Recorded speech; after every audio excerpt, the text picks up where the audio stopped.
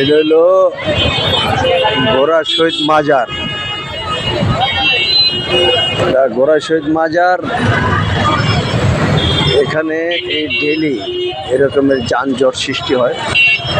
শুধু এখানে না, এই যে একদম ওই ঢাকেশ্বরের ওই ক্ষেত্রে নিয়ে এই গোরা শহীদ মাজার, লালবাগ চৌরাস্তা, হ্যাঁ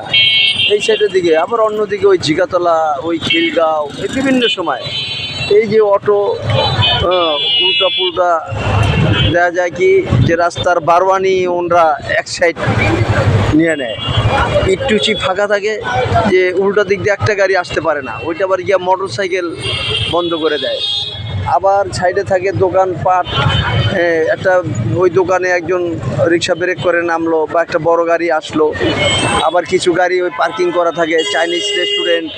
হ্যাঁ এই যে পিজা, হ্যাঁ তারপরে ওই কেএফসি, তারপরে ওই কি হোটেল, জান্নাত হোটেল, মিনা বাজার, তারপরে আরসালান কাবাব, হ্যাঁ তো এই যানজট, মানে এই যানজট, কিন্তু একজন ভলান্টিয়ার নাই এখানে, ঠিক আছে? একজন এই টাইমটায় যদি 2জন পুলিশ কাজ করে এখানে, পুলিশ তো একটু পুলিশ তো এমনি বসে থাকে এদিক ওদিকে, আগেও তো দেখতাম রাস্তার পাশে, এখনও পুলিশ বসে থাকে, একটু কাজ করলেই হয়। নাহলে এটা তো রাষ্ট্র বা সমাজের প্রতিনিধি যারা আছে বা ওয়ার্ডের, এখন তো আর কমিশনার নাই, জেলা প্রশাসক বা এলাকার গণ্যমান্য ব্যক্তি বিভিন্ন কমিটি বানিয়ে এটা নিরসন করা সম্ভব, থানার উদ্যোগেই হইতে পারে, যে কোনো একটা সরকারি প্রতিষ্ঠানের উদ্যোগও হইতে পারে। কমিশনার নাই, কমিশনারের অফিসটা তো কেউ চালাচ্ছে, ওনারাও তো এই 2জন লোক নিয়োগ দিতে পারে। নিয়োগ দেওয়ার বিভিন্ন পন্থা আছে, এই হোটেল রেস্টুরেন্ট বা এরা যাই হোক একটা তাদের সুবিধার্থে একটা ধার্য করতে পারে, কিন্তু এখানে ওই আসে পুলিশ চাঁদাবাজি করার জন্য। কয়েকটা গাড়ি পার্কিং থাকলে, সিএনজি গাড়ি, কয়েকটা প্রাইভেট কার এখানে থাকলে তাদেরকে উঠাই দাও, চাঁদাবাজি করো, দোকান থেকে চাঁদাবাজি করো, এই দোকানদারি করো, এখানে চাঁদাবাজি দাও, চাঁদা দাও, ফুটপাথে দোকান লাগাইছো চাঁদা দাও, এখানে সিএনজি রাখছো চাঁদা দাও, এখানে ওই প্রাইভেট রাখছো চাঁদা দাও, চাঁদা দিলেই সব কিছু বৈধ হয়। কিন্তু যানজটটা তো এগুলি গাড়ি তো থাকতে হবে, এগুলি গাড়ি এই যে ফুটপাথের দোকান উনি তো উঠাইতে তো পারে না, ওই চাঁদা নেয় আবার ওনরাই বসাইয়ে দেয়, হ্যাঁ কিন্তু ওই চাঁদাবাজ ওটা তো সরাসরি নেয় না, আবার ওই সমাজের থেকে ওই চাঁদাবাজ নিয়োগ দেওয়া হয়, বুঝছেন না? হ্যাঁ নিয়োগ দেওয়া হয়, হ্যাঁ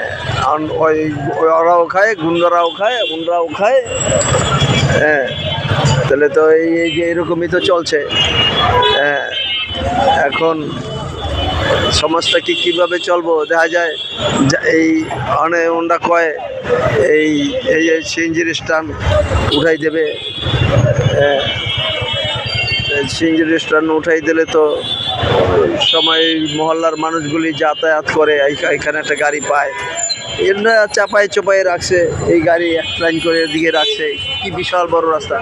এ তো যানজট তো লাগে অনিয়মের কারণে, কিন্তু ওনরা পুলিশ কাজের কাজ করে না,